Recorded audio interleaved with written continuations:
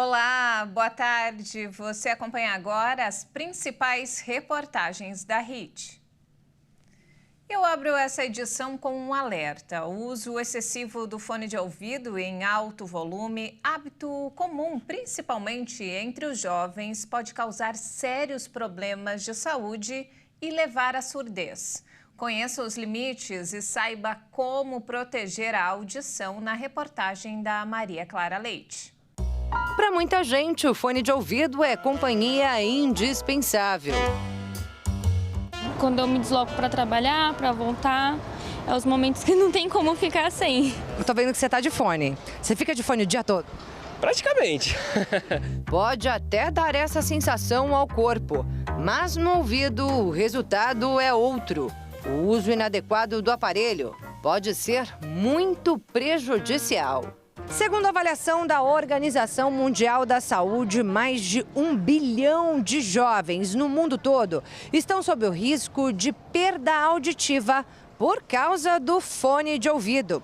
Isso não quer dizer que ele precisa ser banido da vida das pessoas, mas é preciso controlar o uso dele.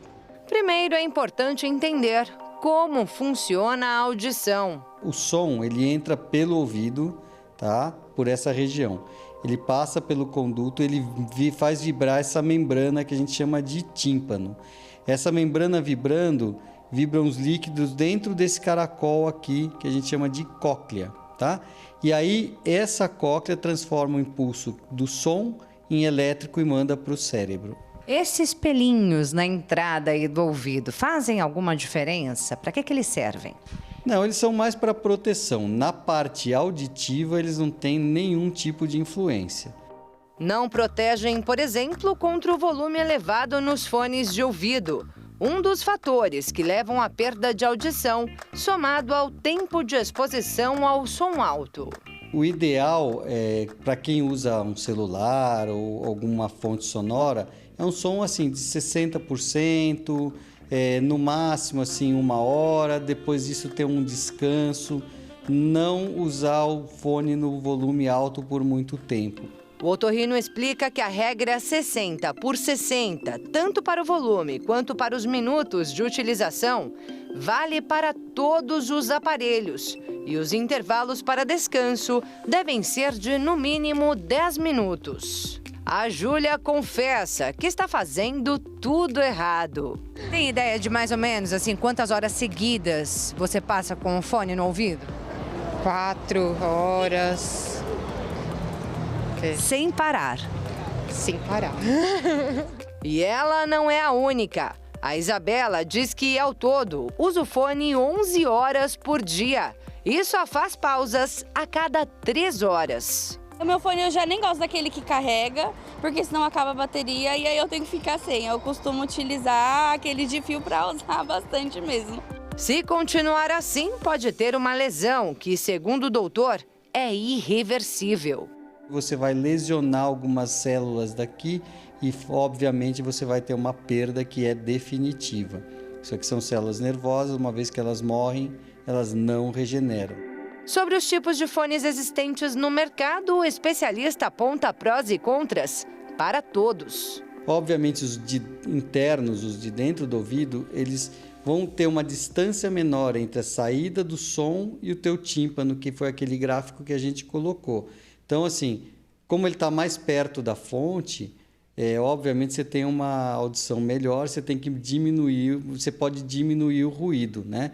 Mas, em compensação, se você ficar muito tempo com o aparelho, você pode acabar dando uma alergia no ouvido ou mesmo dor, porque a gente tem articulação da temporomandibular que é do lado do ouvido. Os fones externos, apesar de aparentemente mais confortáveis, podem abafar e aumentar o suor da região, o que, segundo o especialista, favorece quadros de otite, uma inflamação no ouvido.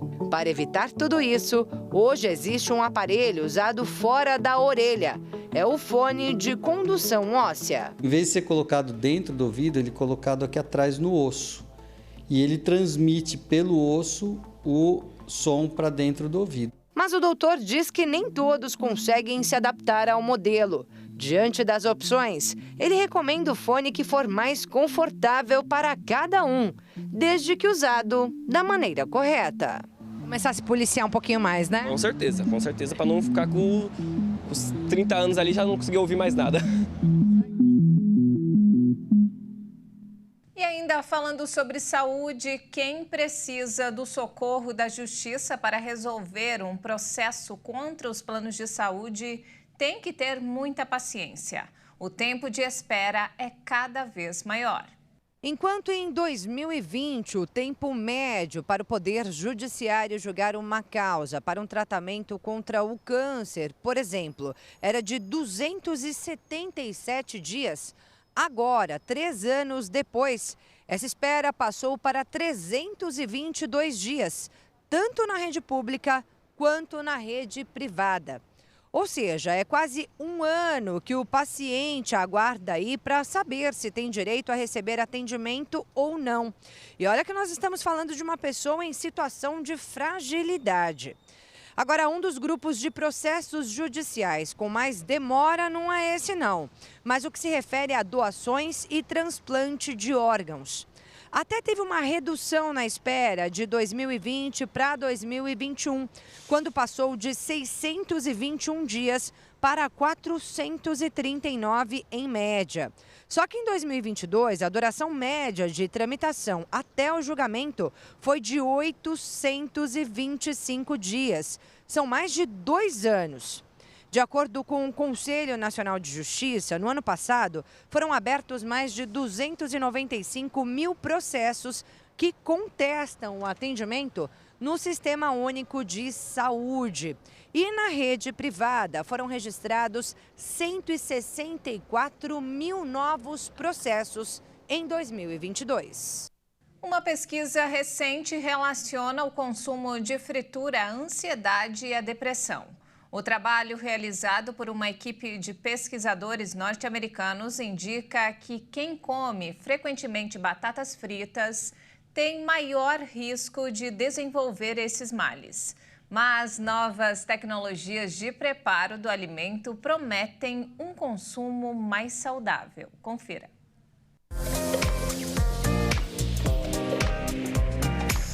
Um hábito aparentemente inocente e saboroso pode prejudicar e muito a sua saúde. Você tem o hábito de comer quantas vezes por semana batata frita?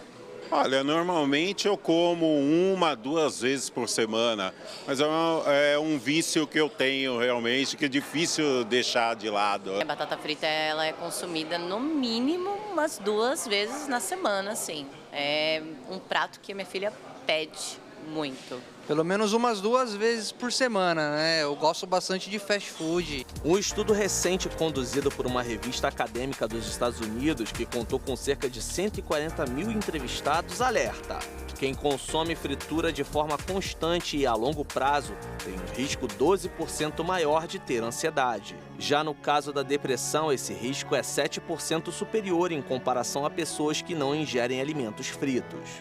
Essa condição foi percebida com mais frequência entre homens jovens. Segundo a nutróloga Lorena Balestra, a alimentação influencia diretamente nos quadros de ansiedade e estresse, podendo evoluir para uma depressão. Para isso, basta consumir batata frita 2 vezes ou mais por semana. A gordura em excesso, a fritura, esse óleo, que pode ser da batata frita ou de outros alimentos gordurosos, bem como o excesso de carboidrato, é capaz de gerar substâncias, né, que vão danificar as nossas estruturas, os nossos órgãos. No caso do sistema nervoso central, as relações ali dos neurônios com os neurotransmissores. Já o doutor em psicologia Jacó Pinheiro acredita que por conta de comportamentos de fuga, as pessoas tendem a focar a solução dos problemas na comida. O indivíduo come demais, comendo demais, toma peso, a reação social é negativa e isso vai acabar implicando em ansiedade, melancolia e depressão. Lorena Balestra explica que o consumo excessivo de frituras tem sido associado a diversos problemas, incluindo a piora da saúde mental. Ela sugere uma dieta balanceada para evitar esses malefícios. A gente tem comprovação científica também de alimentos que são protetores. Por exemplo, a gente tem os alimentos ricos em vitamina C, que é um ótimo antioxidante, ele vai diminuir essa inflamação. Os alimentos ricos em ômega 3, salmão, sardinha, atum, chia, linhaça, vão proteger também. E alguns alimentos, eles têm o triptofano, que é um precursor desses neurotransmissores que a gente falou, que é responsável pelo bem-estar. E o que fazer se você é apaixonado por fritura e não consegue largar este hábito? Existe alguma alternativa? Mas então é possível comer batata frita de maneira saudável, seguindo as orientações dos especialistas? Bem, eu conheci uma padaria que tem todo o cuidado com o preparo dos alimentos e com a sua saúde. É possível apreciar batata frita e outras delícias com responsabilidade e muito sabor. O chefe Eduardo explica o processo de preparação. Nós trabalhamos com a batata marquise. Ela é uma batata de teor mais baixo de água, ela é mais sequinha e essa batata nós pegamos ela suja porque ela conserva muito mais o alimento. Até o sal é diferenciado, pensando na saúde de quem come esses alimentos.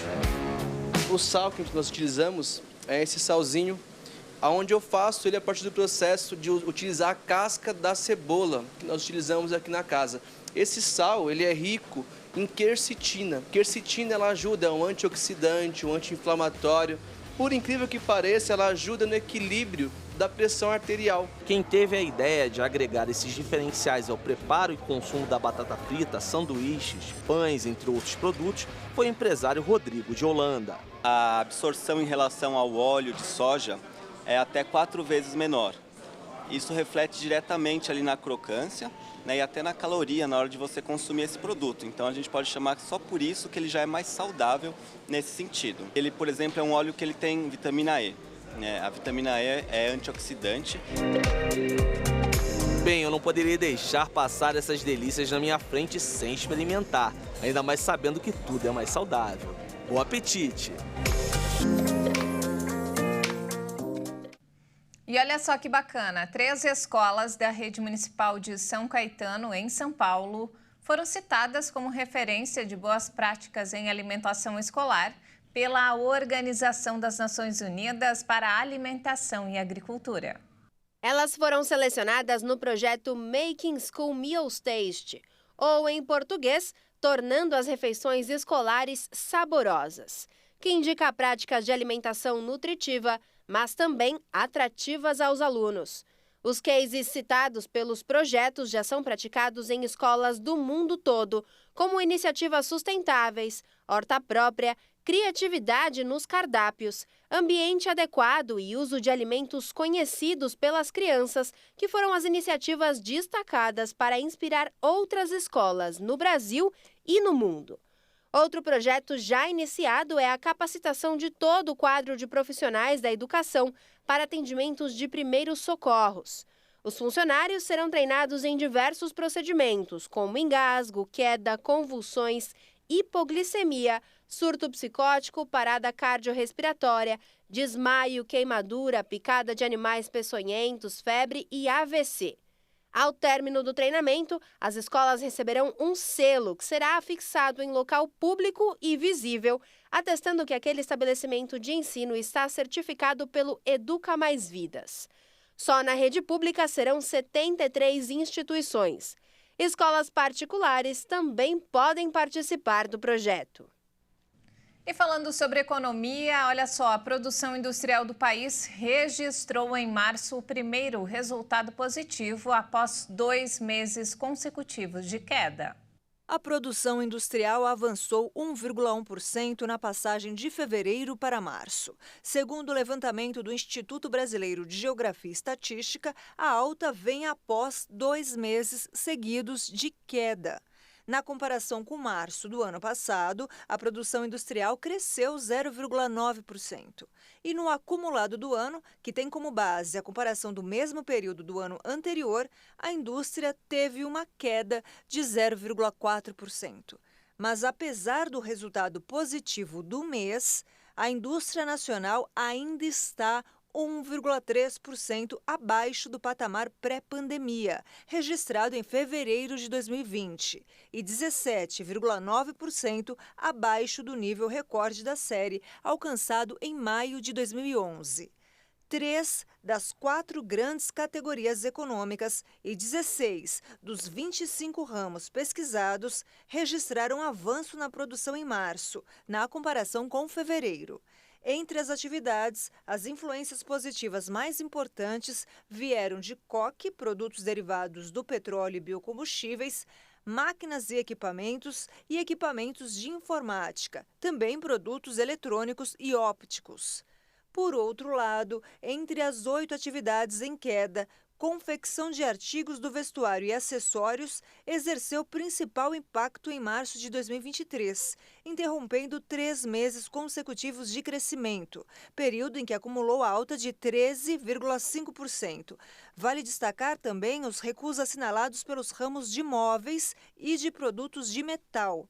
Para especialistas, o setor industrial encontra dificuldades de recuperação de um passado não muito distante, marcado pelo patamar elevado da taxa básica de juros, que dificulta o acesso ao crédito em um cenário de inadimplência, com maior nível de endividamento das famílias, desemprego e informalidade.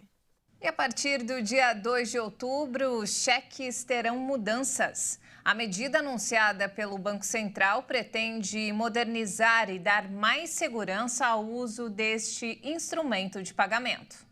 Segundo o Banco Central, as mudanças vão dificultar a falsificação dos cheques. A principal medida anunciada pelo BC é a transferência da regulação dos modelos padrão dos cheques para as instituições financeiras. Até então, cabia ao BC fazer esse controle. A partir de agora, os ajustes devem ser comunicados à autoridade financeira 30 dias antes de serem implementados. Apesar da redução de 97% da utilização de cheques em 27 anos, o BC registrou 667 bilhões de reais de movimentação nesta modalidade em 2021 e de 666 bilhões de reais no ano passado. Mais informações sobre as mudanças que entrarão em vigor em outubro podem ser obtidas no site do Banco Central. De São Paulo, Leonardo Félix. Apesar da discreta queda de 0,2% no mês de abril, o preço da gasolina comum acumula alta de mais de 12% no Brasil no primeiro quadrimestre de 2023, na comparação com o mesmo período do ano passado. Os dados foram divulgados pela FIPE. No primeiro quadrimestre de 2023, a gasolina comum não foi o único combustível a registrar alta acumulada. De acordo com o estudo, a gasolina aditivada também apresentou inflação acima de 2 dígitos, elevação de 10,6%. O etanol hidratado foi outro item em que o preço médio cresceu 4,8%. Enquanto isso, o gás natural veicular GNV e o diesel comum apresentaram quedas no comparativo do primeiro quadrimestre deste ano com o mesmo período do ano passado. Eles ficaram mais baratos 7,5% e 8,9%, respectivamente. Contudo, a maior queda registrada no período foi do diesel S10, com recuo de 9,9%. Em abril, a média nacional do preço da gasolina comum ficou em R$ 5,57. Os estados da região norte registraram a média de preços mais caras do Brasil, com R$ 5,94. Amazonas, que teve média de R$ 6,46, puxa a lista de maior preço por litro no Brasil. A região sudeste registrou a menor média no preço da gasolina comum, com valor de R$ 5,44. E veja a seguir, dados apontam que o Brasil registra um acidente aéreo a cada 2 dias. E ainda, no mês em que se comemora o Dia Nacional do Automóvel, vamos lembrar e celebrar a história que encanta gerações. Nós voltamos em instantes. Até já!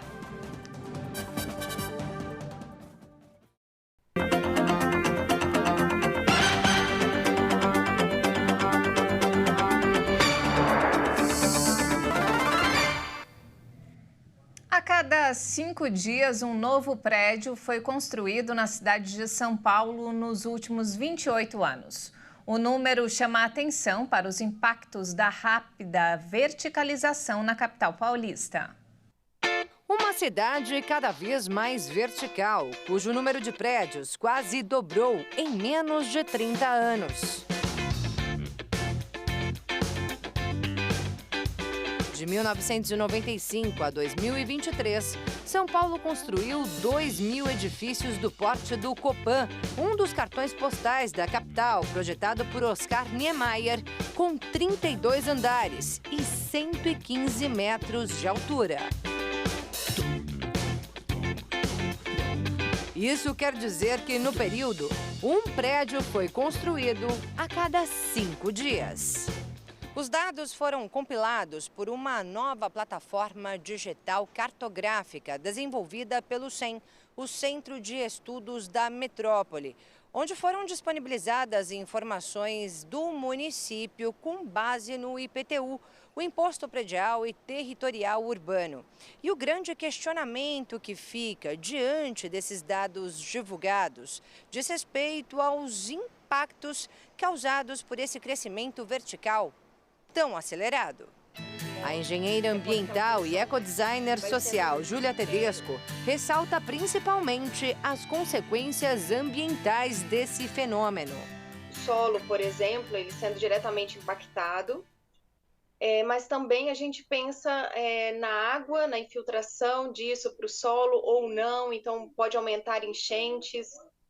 Penso também nessa contaminação de resíduos circulando ali, se não houver uma grande gestão, uma gestão eficiente. Também nesse tráfego da água potável para as casas, residências e comércio em geral, e também do esgoto fluindo. Além disso, a circulação do ar também fica comprometida. Isso pode aumentar a temperatura, conciliada a isso, os raios do sol, eles não vão adentrar essa região, então pode tornar mais frio. Então a gente pensa nessa mudança do próprio local, é uma mudança drástica, porque o tempo é curto quando a gente analisa de crescimento exponencial da construção. Em pouco tempo, a paisagem da cidade mudou e, para a especialista, o impacto disso também é bastante significativo. A gente tem uma relação muito afetiva com a geografia, né? Então ela rapidamente é alterada, a gente não tem aquela nostalgia, até mesmo de pertencimento do lugar. E entrelaçando esses impactos, a gente pensa nos impactos sociais, né? As pessoas muito próximas, como é que é esse fluxo das pessoas? Tem que aumentar e melhorar a mobilidade. Você pensa ali nos transportes públicos, na segurança. São várias as questões acerca desse crescimento vertical da cidade há muito tempo famosa por seus arranha-céus. Tem pessoas que acham isso muito bom, porque ali fica tudo muito concentrado, tudo é muito mais rápido, tudo é mais eficiente. E tem pessoas também que acreditam que esse não seja o melhor caminho, exatamente pelos impactos negativos, e um deles é a qualidade de vida. Se você pensa nesses investimentos altos em construções, será que é igual para investimentos em soluções desses impactos negativos? Acho que fica esse questionamento que impacta diretamente a qualidade. Olha só que alarmante. O Brasil registra um acidente aéreo a cada 2 dias, segundo dados do CENIPA. A nossa repórter Maria Clara Leite traz os detalhes. De janeiro de 2012 a abril de 2023, foram registradas 1.878 ocorrências com todos os tipos de aeronaves no Brasil. Ao todo, 844 pessoas morreram em parte desses acidentes. Segundo o CENIPA, o Centro de Investigação e Prevenção de Acidentes Aeronáuticos da FAB, a Força Aérea Brasileira, os helicópteros são mais fatais. Nesse período, o país registrou 159 ocorrências com helicópteros, 53 delas com mortes. Já entre os aviões, foram 1.091 ocorrências, sendo menos de 300 fatais. Eu conversei com um especialista em acidentes aéreos que analisou esses números divulgados. Acompanhe. Esses dados fornecidos pelo CENIPA eles estão relacionados à aviação geral, tendo excluído aí a aviação comercial, Boeing e Airbus. Contudo, o número é muito elevado. Um acidente a cada 2 dias, levando aí na última década 400, mais ou menos, aí 400 feridos, né? Vítimas fatais, equivalente a 2 Boeings. Isto está se referindo à formação dos profissionais, pilotos, controladores de tráfego aéreo e também mecânicos e demais profissionais. A aviação geral, ela saiu da enfermaria e está na UTI. A fiscalização e a formação desses profissionais precisa ser urgentemente reformuladas pelas autoridades aeronáuticas. Bem, o estado de São Paulo lidera o número de acidentes nesses últimos 10 anos, com 386 ocorrências. Quase o dobro do segundo colocado, o estado do Mato Grosso, com 194. Muita gente costuma ter plantas em casa e no local de trabalho. Agora vamos mostrar uma reportagem sobre as curiosidades e cuidados para manter a beleza e o vigor do seu jardim.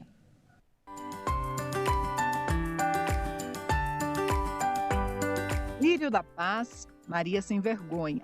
Nesta floricultura, uma variedade de plantas, algumas com nome de gente. A Érica mesmo, tem muitas pessoas que chamam de nome Érica, né? E não sabem que tem uma planta com o nome de Érica. O pessoal chama Maria Sem Vergonha. O nome dela chama-se Vinca, né? E ela é mais chamada por Maria Sem Vergonha por causa que ela é uma planta fácil cultivo. Ela se expande em qualquer lugar. Quando montou a floricultura, isso há 13 anos, o Vanderlei começou com poucas mudas. E hoje, opção é o que não falta. Minha profissão, eu trabalho como jardinagem, mexo com jardinagem, e eu vi uma dificuldade em eu fazer o serviço para o cliente e não ter as plantas para fornecer para o cliente. E foi aí que eu peguei e resolvi montar a empresa. Montei uma floricultura, comecei com muito pouco, 4, 5 mudinhas de cada, só para atender o cliente mesmo. E hoje, graças a Deus, estamos nesse ramo aí já há muito tempo e graças a Deus até hoje está dando certo. Tem aquelas plantas que são ideais para ambiente interno, como a jiboia, a peperômia, a samambaia. Elas precisam ficar em local com bastante claridade e sombra. Na verdade, as plantas de ambiente externo é uma grande variedade, tem mais opção do que o interno, né? E às vezes a gente indica de acordo com o gosto com o cliente, né? Aqui temos, por exemplo, uma das opções aqui, essa primavera. Outra muito utilizada no paisagismo também, essa verdinha ali, a moreia. Depois tem aqui o bambu moçô, camélia. Ao lado dela temos o podocarpo, muito utilizado. Tá? Já uma planta mais baixa, rasteira, dianela, a érica e mini hibisco. De maio a agosto é o período de dormência das plantas. Época em que elas cessam o desenvolvimento temporariamente e podem perder parte das folhas para economizar energia. Fazer a poda de limpeza. O que é a poda de limpeza? Tirar os brotos ladrões que falam, o excesso de broto, né? Tirar os galhos secos, tirar as folhas secas, as folhas amarelas, eliminar. Feito isso, faz-se uma adubação. Após feita a adubação e a regação, você entra com a pulverização de fungicida sistêmico. Geralmente as plantas de ambiente interno, elas se tornam mais caras do que as de externo, porque a externo tem muita variedade, né? E a interno são poucas opções, então elas são um pouco mais caras, mais delicadas, né? E mais trabalhosas para cuidar.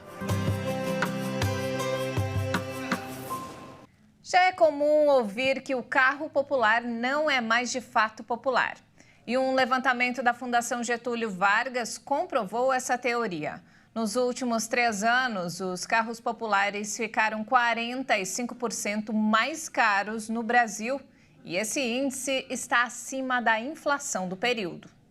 Entre 2019 e 2023, o preço médio de 3 carros considerados populares, por terem valores mais acessíveis à população do país, passou de quase R$ 31 mil para R$ 67.500. Os dados foram apurados por um levantamento feito pelo Instituto Brasileiro de Economia da Fundação Getúlio Vargas. Há 4 anos, quando o salário mínimo era de R$ 998, era preciso desembolsar 31 pisos para comprar um carro desses. Já em janeiro de 2023, com o preço médio desses carros avaliados saltando aí de 31 para 67 mil e com salário mínimo em R$ 1.302, que era o valor que estava no começo desse ano, passou a ser necessário pagar 52 mínimos para comprar um carro que dizem ser popular. Com esse cenário, um grupo composto por montadoras, empresas de autopeças e concessionárias já conversou com representantes do Ministério do Desenvolvimento, Indústria, Comércio e Serviços para a volta da produção de carros realmente populares. Porém, até agora, nenhuma medida foi anunciada. E aí vai ficando cada vez mais difícil comprar um carro zero aqui no Brasil, ainda que esse carro seja considerado popular. Ontem, 13 de maio, foi comemorado o Dia Nacional do Automóvel, data definida em 1934 por meio de um decreto assinado pelo então presidente Getúlio Vargas. Um dia para lembrar e celebrar a história que encanta gerações. Quem hoje circula pelas ruas das grandes cidades dificilmente se depara com modelos como esses mais antigos. Muita gente nem sabe quando eles chegaram ao país. O brasileiro Santos Dumont, conhecido como pai da aviação, foi o primeiro a trazer um automóvel ao Brasil. O Peugeot foi trazido da França para a capital paulista em 1891. Na época, poucos podiam comprar um carro e foram décadas até que as ruas começassem a ser tomadas pelos automóveis. Este aqui é um Ford modelo A de 1929, um dos carros mais acessíveis daquela década e que, por isso, ajudou muito na popularização dos carros, não só aqui no Brasil, mas em várias partes do mundo. E esse está muito bem conservado pelo casal de colecionadores Heloísa e Douglas, eles que são apaixonados por carros antigos e, por isso, tem muito a nos contar sobre eles. O que me chama a atenção é a tecnologia, o design, a história, a época. Eu acho os anos 30 fascinante. Esse daqui é o modelo 29. E aí eu fiquei pensando, eu acho que um dia eu vou ter um carro desse. E eu imaginava que eu ia comprar um carro desse depois de aposentada, que eu ia precisar guardar muito dinheiro. Mas surgiu uma oportunidade, eu liguei pro Douglas e falei, Douglas, deposita um dinheiro na conta dessa pessoa que eu tô comprando o carro. Daí pra frente foi uma compra atrás da outra e o início de um exercício de paciência bem complicado. Afinal, a restauração de um carro como esse pode levar anos.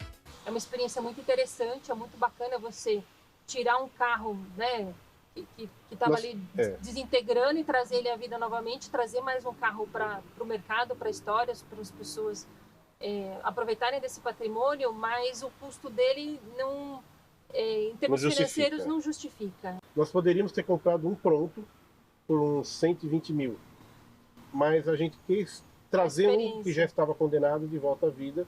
No fim ele vai sair pela mesma coisa, mas é um carro a mais, né, na preservação. Por aí. Né? E como chamam a atenção, especialmente este aqui, da década de 40. Bom, esse aqui é um Plymouth Special Deluxe 1948. É um dos primeiros carros fabricados após a Segunda Guerra Mundial, por isso ele é grandão, com bastante aço, transbordando, digamos assim. Douglas destaca uma característica do Plymouth que décadas depois do lançamento dele, passou a ser vendida como novidade. É o botão de partida, né? Que hoje é vendido como botão Start-Stop, né? E esse carro, em 1948, ele já tinha essa novidade, que não é tão nova assim. Outro veículo do casal repleto de tecnologias é este Ford Taurus 92. O banco dianteiro, que é para 3 pessoas e não 2, então é um carro para 6 lugares, mas que acomoda 7 com jeitinho. O câmbio automático não é no assoalho, é um câmbio na coluna, né? E tem outros diferenciais, como por ser um carro 92, ele já tinha na época coisas que só surgiram aqui nos anos 2000, como freio a disco nas 4 rodas, ele tem piloto automático, ele tem airbag em 2 lugares, airbag duplo, né? E tem outras comodidades, como um ar-condicionado extremamente forte. E é um carro que, por ter uma mecânica mais caprichada, bem montada, é um carro de assim, muito conforto. Apesar de não ser tão antigo quanto outros modelos vistos até aqui, o carro de 31 anos merece destaque pela raridade. Só vieram 5 para o Brasil e vieram todos por importação particular, ou seja, alguém trouxe e não foi a fábrica.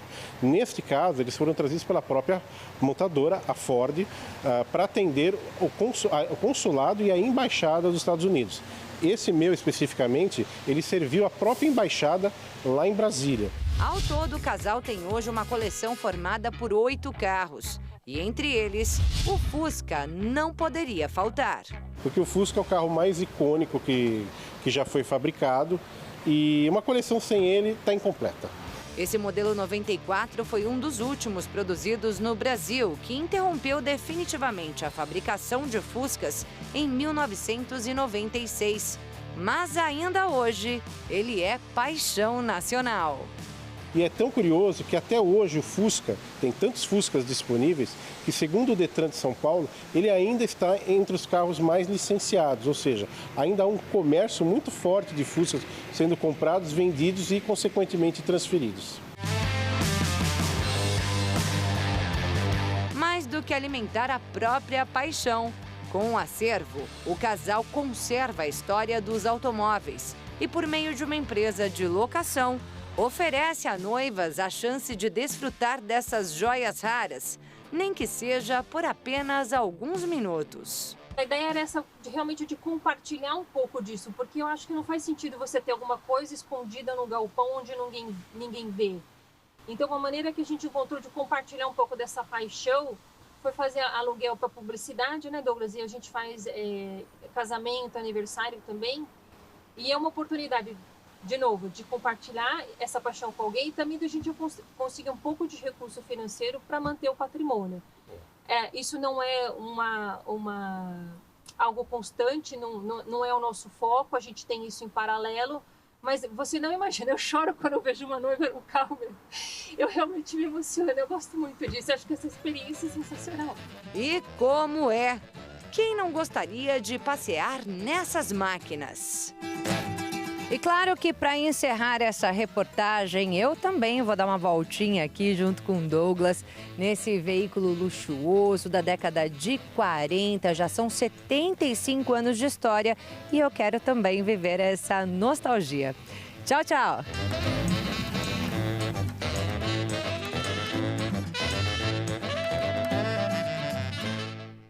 E essa edição fica por aqui. Mais informações ao longo da nossa programação.